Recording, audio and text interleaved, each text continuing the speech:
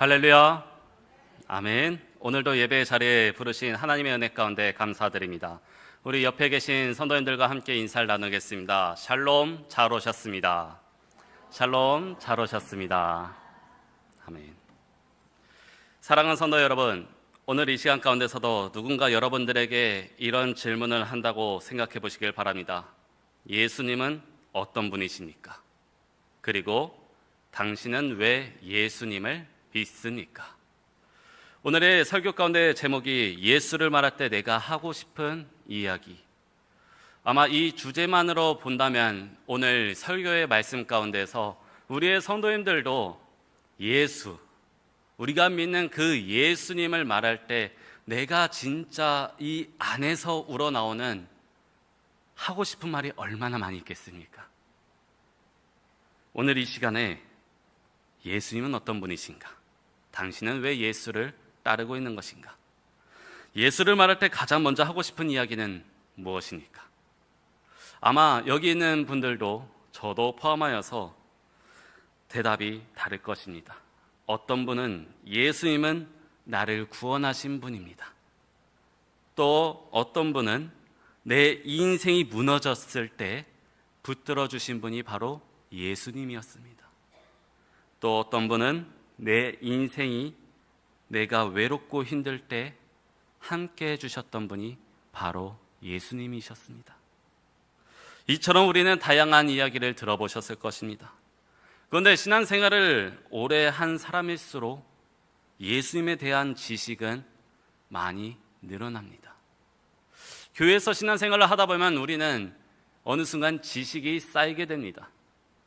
예수님을 탄생을 알게 되고 주님이 짊어지셨던 십자가를 알고 부활을 알게 됩니다. 그런데 때로는 너무 많은 지식 속에 가장 중요한 것을 놓칠 때가 많습니다. 그것이 바로 무엇이냐면 예수님이 나에게 어떤 분이신가라는 것입니다. 사실 복음은 어려운 신학이 아닙니다.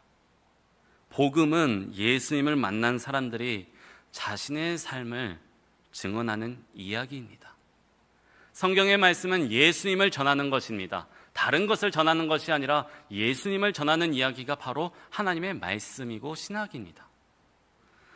성경 말씀 가운데 맹인은 예수님이 내 눈을 뜨게 하셨습니다. 그리고 중풍병자는 예수님이 나를 일으켜 세우셨습니다라고 말하였고, 삭개오는 예수님이 내 인생을 바꾸셨습니다라고 고백을 했습니다.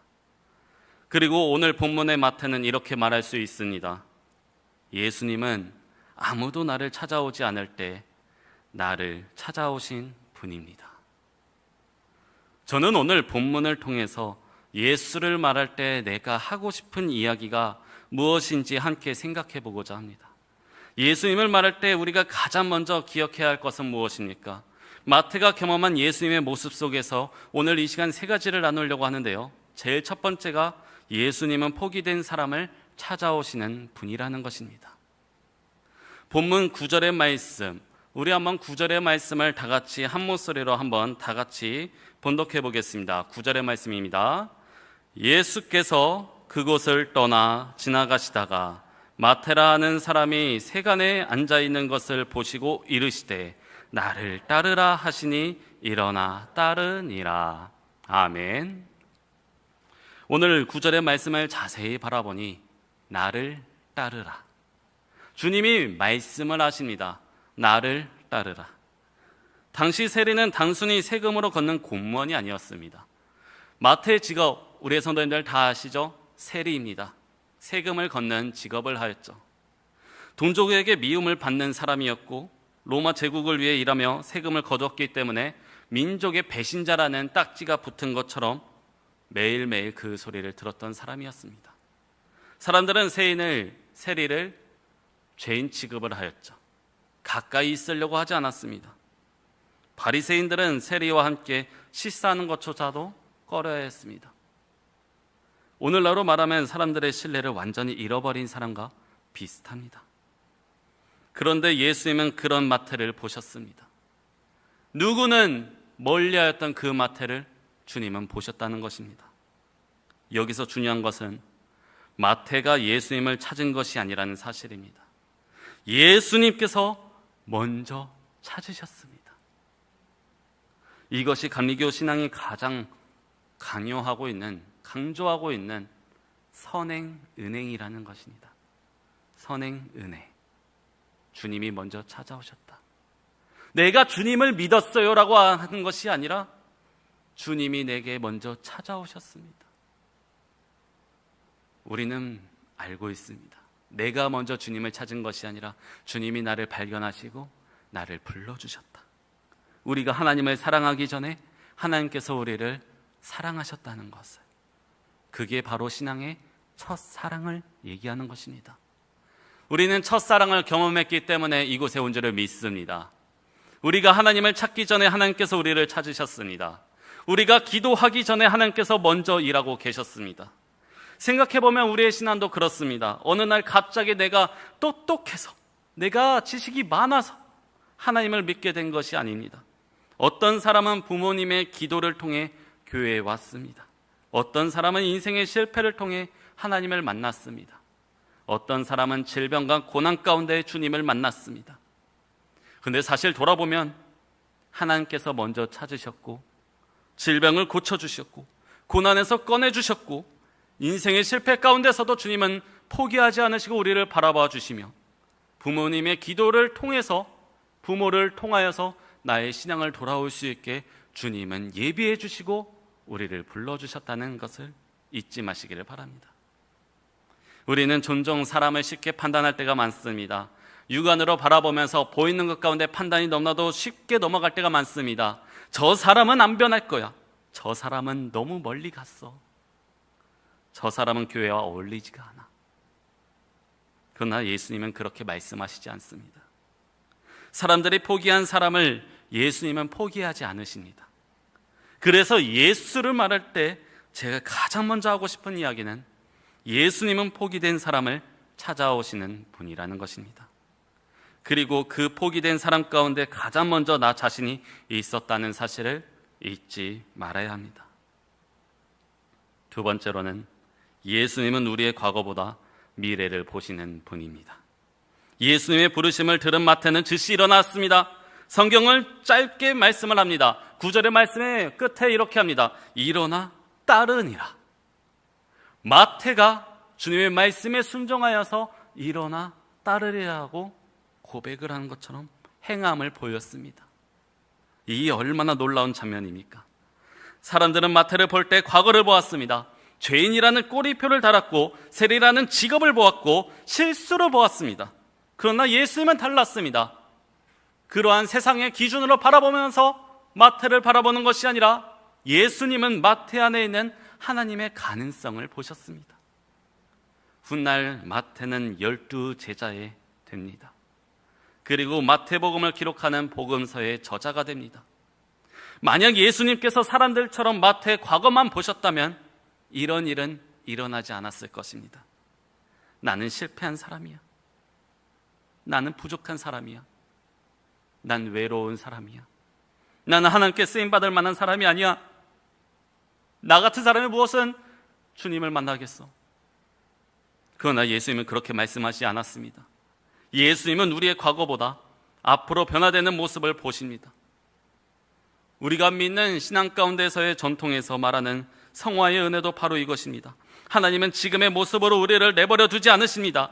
은혜 가운데 계속 변화를 시켜주고 있습니다.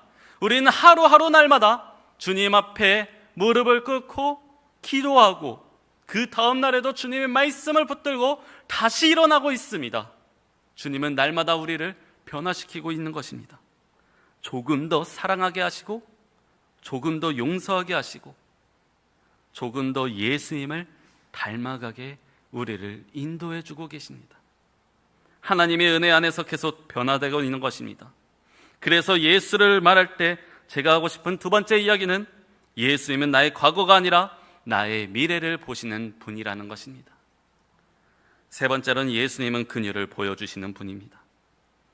마태는 예수님을 만난 후 자신의 집을 사람들을 초대하였습니다. 세리들과 죄인들 모였습니다. 그리고 예수님은 그들과 함께 식사를 하였죠. 거기엔 수많은 사람들이 많이 있었을 것입니다. 그 모습을 바라보았던 바리새인들은 예수님에게 찾아가 불편을 이야기합니다. 예수여, 어째요 우리가 하나님을 찾기 전에 하나님께서 우리를 찾으셨습니까? 어째요 그들이 죄인인데 왜 그들과 식사를 하십니까? 바리새인들은 죄인이라는 그 한목으로 지정하여서 왜 그렇게 하셨습니까? 라고 예수님께 질문을 합니다. 그냥 질문이 아닙니다. 왜 그러셨나요가 아니라 말씀을 보니까 잡수십니까? 바리새인은 율법으로 그들이 아는 지식으로 그들과 왜 예수님을 식사합니까? 당시 식사는 단순히 밥을 먹는 행위가 아니었습니다. 그 안에서 관계를 맺고 받아들이는 의미였습니다. 예수님은 죄를 인정하는 것이 아닙니다. 죄인들을 사랑하신 것입니다. 그래서 예수님을 말씀하십니다. 내가 긍휼을 원하고 제사를 원하지 아니하노라. 당시 종교 지도자들은 옳고 그름에 집중했습니다. 그러나 예수님은 사람에게 집중하셨습니다. 다른 사람은 형식을 취했을 때, 예배의 형식을 취했을 때 예수님은 사람 중심을 보았다는 것입니다. 정죄보다 회복을 원하셨고 배척보다는 사랑을 원하셨습니다. 감리교 신앙은 개인의 경건과 사회적 성화를 함께 강조하고 있습니다. 우리가 드리는 이 예배당 안에서도 거룩한 것이 아니라 세상 속에서 사랑을 실천하는 것입니다. 감리교 창시자였던 존 웨슬리는 거룩함은 사랑으로 완성된다고 말하여 했습니다. 기도를 많이 하는 것으로 충분하지는 않습니다. 성경을 많이 아는 것으로 충분하지 않습니다. 예수님을 닮아 사람을 사랑할 때 비로소 복음이 완성된다는 것입니다. 사랑하는 성도 여러분, 오늘날 교회가 세상으로부터 듣는 가장 아픈 비판 중 하나는 사랑보다 판단이 앞선다는 것입니다. 내가 아는 지식, 주님께서 우리에게 왜 지식을 주셨을까요? 왜 지혜를 주셨을까요? 그 지혜를 알고 판단과 정죄라기보다는 그 영혼을 긍휼히 여겨 사랑하라고 우리에게 지혜를 주신 것입니다. 그런데 우리는 판단이 앞설 때가 많죠. 우리는 진리를 붙들어야 되는 것입니다. 그러나 진리는 사랑과 함께 전해져야 하는 것입니다. 예수님께서 하신 것처럼 말입니다. 그래서 예수를 말할 때 제가 하고 싶은 세 번째 이야기는 무엇이냐? 예수님은 우리의 과거보다 미래를 보시는 분이라는 겁니다. 사랑하는 성도 여러분, 오늘 본문의 마태는 예수님을 만난 후 인생이 완전히 달라졌습니다.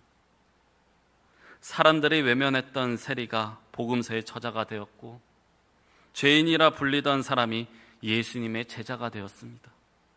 그 변화의 시작은 마태의 결심이 아니라 예수님의 은혜였습니다. 저는 지난 시간 가운데에서 새벽 기도 가운데 우리가 고린도전서의 말씀을 지금 보고 있습니다. 담임 목사님께서 고린도전서의 말씀을 전할 때 고린도 교회의 은혜와 은사에 대해서 설명을 해주셨습니다.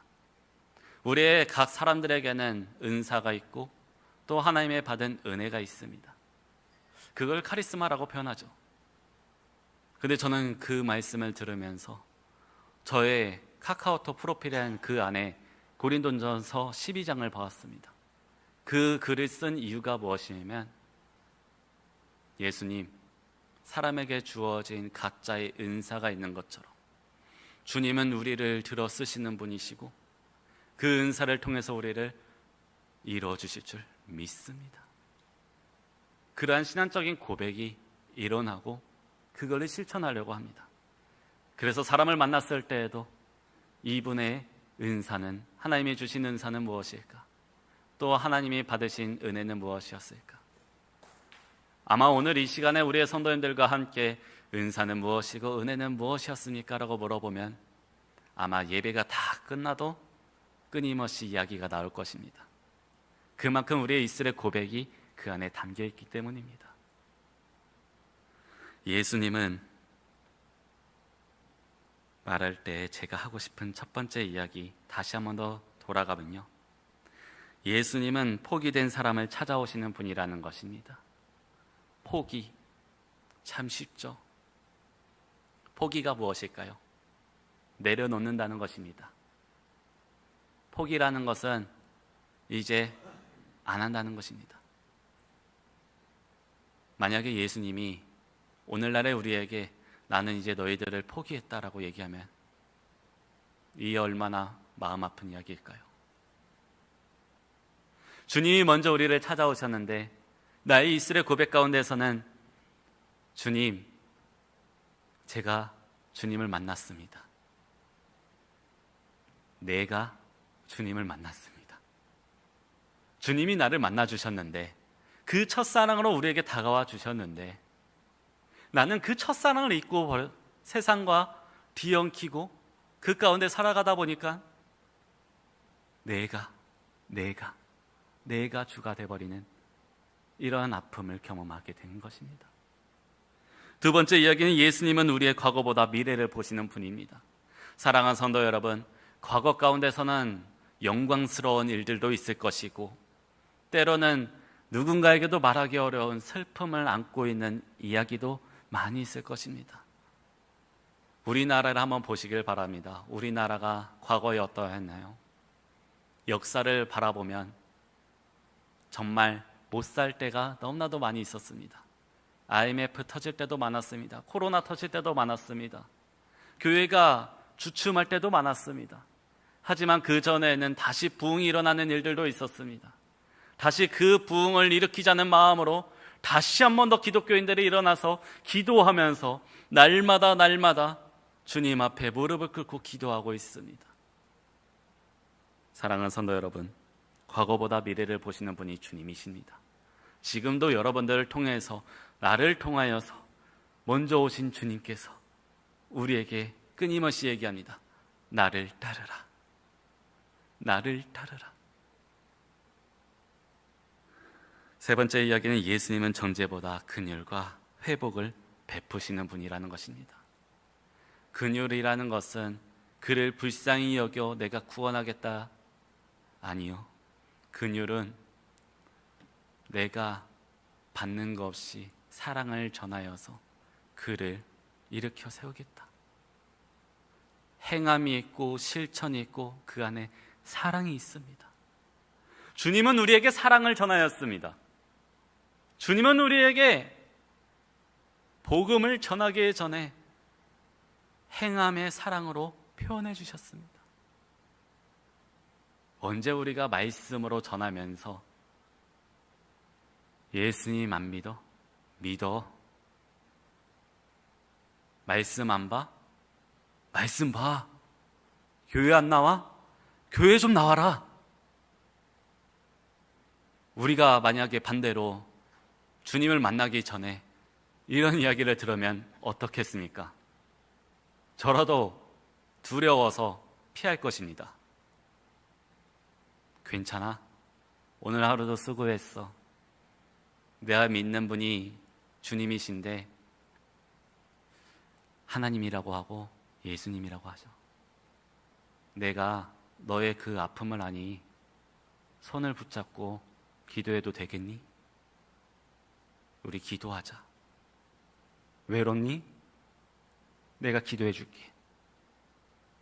어려운 상황이 있어? 아픈 사람이 있어? 우리 그를 위해서 기도하자. 예수님은 그런 사랑을 지금도 원하십니다. 이것이 바로 마태가 만난 예수님이었습니다. 그리고 오늘 우리가 만나는 예수님이기도 합니다. 혹시 오늘 이 자리에 자신의 부족함 때문에 고개 숙인 분이 계십니까? 아니면 실패와 상처 때문에 주님께 나아가기 어려운 분이 있습니까? 기도가 막히신 분이 있으십니까? 예수님은 지금도 말씀하십니다. 나를 따르라. 나를 따르라. 그 부르심은 완벽한 사람에게 주시는 말씀이 아닙니다. 은혜가 필요한 사람에게 주시는 말씀입니다. 오늘도 우리를 먼저 찾아오시고 변화시키고 품어주시는 주님의 사랑을 붙들며 살아가는 저와 여러분들 되시길 주님의 이름으로 축원합니다. 아멘. 우리 다 같이 기도하겠습니다. 존귀하신 하나님 아버지, 감사합니다. 오늘도 거룩한 예배의 자리로 우리를 불러주시고 말씀으로 은혜를 베풀어 주심에 감사드립니다. 세리마트를 찾아가셔서 나를 따르라 부르셨던 주님께서 오늘도 우리를 먼저 찾아오시고 사랑해 주심을 고백합니다. 주님, 우리는 때로 다른 사람을 판단하고 정죄하면서도 정작 우리 자신은 이해받고 사랑받기를 원하였습니다. 우리의 교만함과 부족함을 용서하여 주시옵소서. 예수님께서 우리를 긍휼히 여기신 것처럼 우리도 이웃을 사랑하고 품을 수 있는 마음을 허락하여 주옵소서. 주님의 부르심 앞에 마태처럼 믿음으로 순종하게 하여 주시옵고, 과거에 얽매이지 않고 하나님께서 보여주시는 새로운 미래를 향해 나아갈 수 있는 힘을 허락하게 하여 주시옵소서.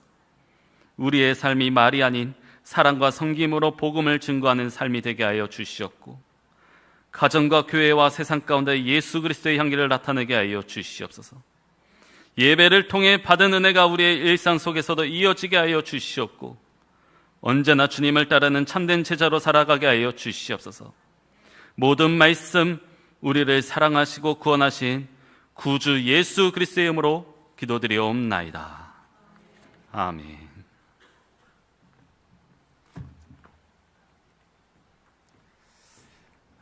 말씀에 큰 은혜가 되신 줄로 믿습니다.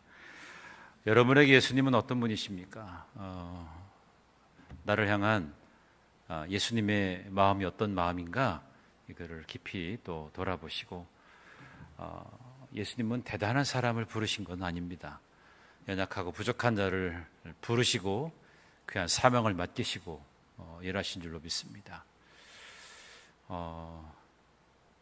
어느 집에 엄마가 아주 사랑하는 아들이 있었어요. 근데 아들이 있었는데 어느 날 아들에게 사과 2개를 줬습니다. 한쪽 손에 사과, 이쪽에도 사과. 근데 사과를 엄마가 줬는데 엄마가 그 사과가 먹고 싶은 거예요. 하나는 2개니까. 그래서 이제 좀 그 하나를 나한테 주면 안 되겠니? 엄마가 이제 아주 다정스럽게 얘기를 했어요.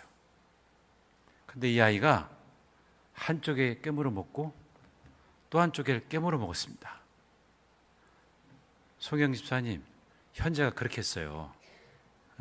현재가 2개 중에 하나 좀 달라겠더니 한쪽에 깨물어 먹고 또 한쪽에 깨물어 먹었어요. 집사님 같으면 어떻게 하시겠어요? 이놈의 그냥 뭐 그러지 않겠어요? 이쁜 아들이지만 아니 그 하나 줄 수 있잖아요. 그런데 한쪽 먹고 또 한쪽 배 먹는 거예요. 집사님 같으면 어떻게 하시겠어요?